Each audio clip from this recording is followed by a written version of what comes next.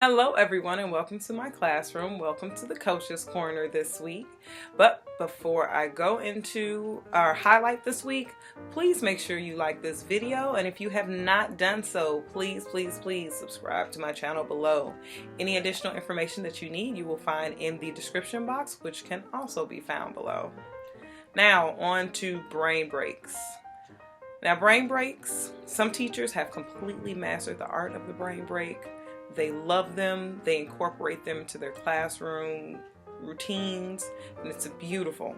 However, I know that it causes some teachers complete anxiety because it is a shift from what we're normally doing during our day. And as teachers, we are very meticulous. We make sure we plan everything out. We have it down to 5 minutes of this, 10 minutes of this, 15 minutes of that.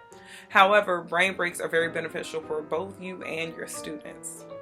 So this is just a video to quickly go over the benefits of providing brain breaks to your students if you are not already doing so. Quickly, the definition of a brain break is actually really simple. It's just a break in activity. So whatever it is that your students are working, it's just a slight break. It may be anywhere from 2 to 5 minutes where you stop whatever it is that they're working on and you give them a quick activity. It could be something as simple as a puzzle to solve, or maybe they're standing up and stretching and touching their toes, or whatever it may be, but it just helps them to get back into their next task.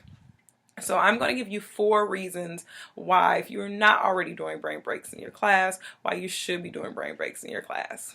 Now, the first reason, it helps students to reset and to refresh. So just as it is with us as we're working, if you've been sitting for an hour reading a book, you have a paper due, you may have to stand up and move around just so you can get that blood and that oxygen flowing. And then once you sit back down, you are rejuvenated, you're ready to go, and you can attack the same task with a different level of vigor.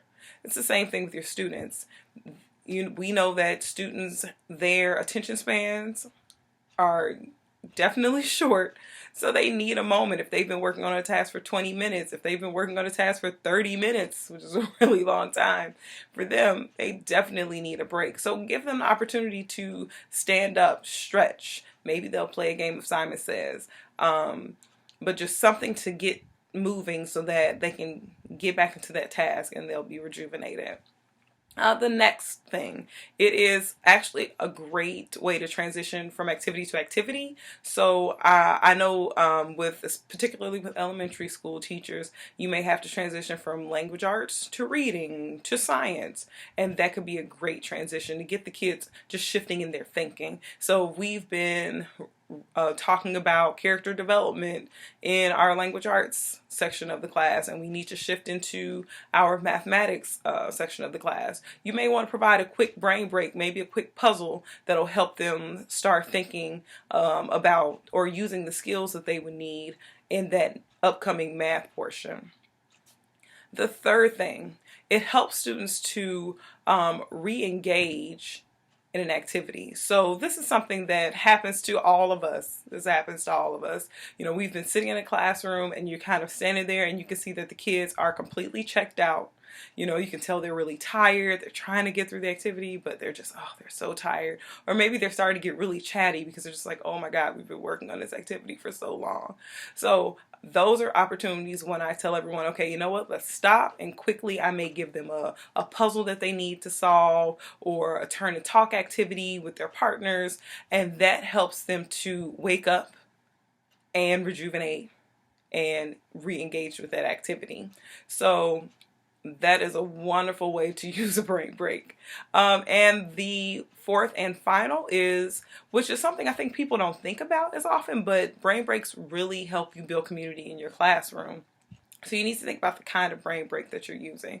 So I've been talking a lot about, having students get up and move around the classroom, but a brain break could be something as simple as having randomly pairing students and having them ask a person that they've been randomly paired with 2 interview questions and then having them quickly share out with the class and moving forward.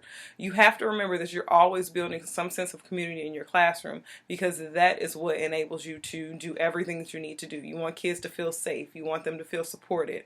And in order to feel safe and supported, they need to know who's in their classroom.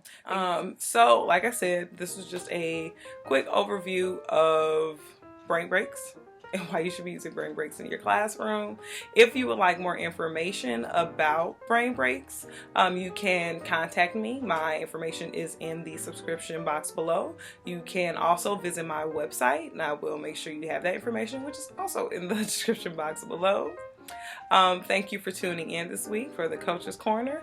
You guys have a great rest of your day.